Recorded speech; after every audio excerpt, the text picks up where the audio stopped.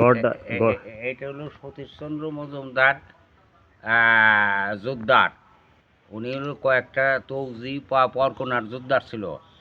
তা নড়াইল স্টেটের জমিদারের কাছ থেকে ওই যোদ্ধারি কেনা।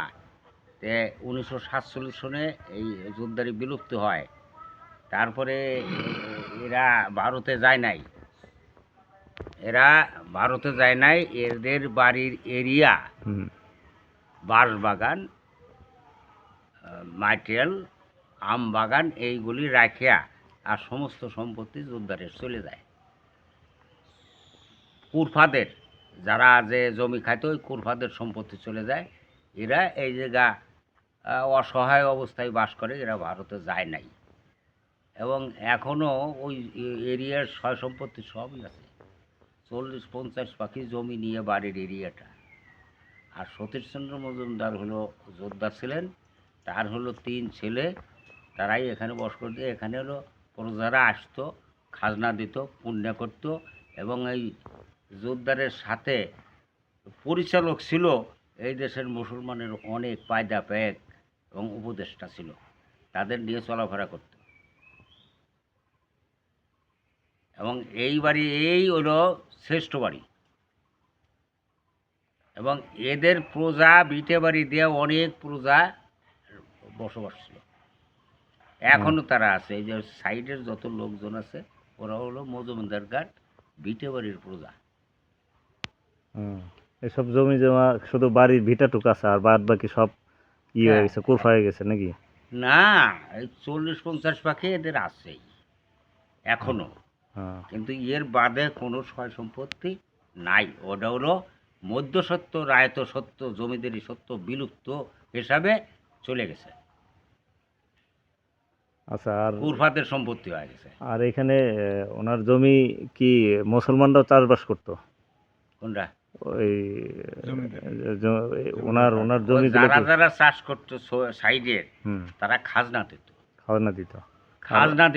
আর খাজনাটা সরকারি হয়ে গেল, এসে রেকর্ডে চলে গেল যে জমি। আর ওনার খাজনাগুলো আদায় করতো কারা এলাকায়? কার? এই যে এরা নড়াইল স্টেটের জমিদার ধীরেন্দ্রনাথ রায় বাহাদুরের নিকট এই যোদ্ধারির আদায়ের পয়সা ওই তাকে আবার দিত, এই জমিদারকে দিয়ে আসতো। নাটোরের জমিদার। আচ্ছা, তাহলে এই ভিটাইতেই হলো পূর্ণা আদায় করতো, খাজনা আদায় করতো, এই জায়গাটাই ঘর ছিল। হ্যাঁ, এই জায়গা অনর্গল মানুষ আসতো খাজনা দেওয়ার, এই জায়গায় আসতো, সব খাজনা দেওয়ার জন্য আসতো। এবং দিন রাত 24 ঘন্টা 1-150 মানুষ থাকতো এই বাড়িতে। হ্যাঁ, ব্রিটিশ গভর্নমেন্টের সময়। বসতো, কাছারি ঘর ছিল, বসার জায়গা ছিল, সব ওই পুকুর পাড়টার দিয়ে সব বসতো। আর ওনাকে পরে যে মেরে ফেললো, মারার ঘটনাটা কোন জায়গাটা? মানে হলো জাল দিয়া আর ধর্মশ্রী মৌজার মাঝখানে একটা খাল ছিল, ভাঙা ছিল। ওই ভাঙায় সন্ধ্যার পরে উনি ওই প্রজাদের বাড়ির থেকে আসবার সময় লোকজন ওনার সাথে 10-20 জন ছিল। একটু সন্ধ্যার আগে ওনারে মারিয়ে ফেলায়। বহুত ক্ষত ছিল, যোদ্ধারির বহুত ক্ষত ছিল। এই ক্ষতের দায়ের জন্য এরে মারিয়ে ফেলায়। রাজাপুরের আজিম খনি মারে এবং তাকে ফাঁসি দেওয়া হয় ফরিদপুর জেলখানায়। এবং নৌকায় কুমার নদী দিয়ে নিয়ে চলে আসে। ওই লোকটার মাইটে ছিল 5 কেজি। আজিম খনি।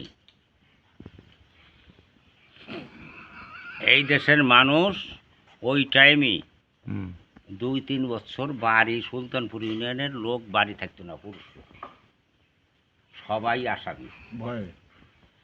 অর্থাৎ ব্রিটিশ গভর্নমেন্টের একটা মাইডিয়া জেম্বাস দেওয়া ঠেলা ছিল। আর মজুমদার ঘাট প্রতাপে এই দেশের মানুষ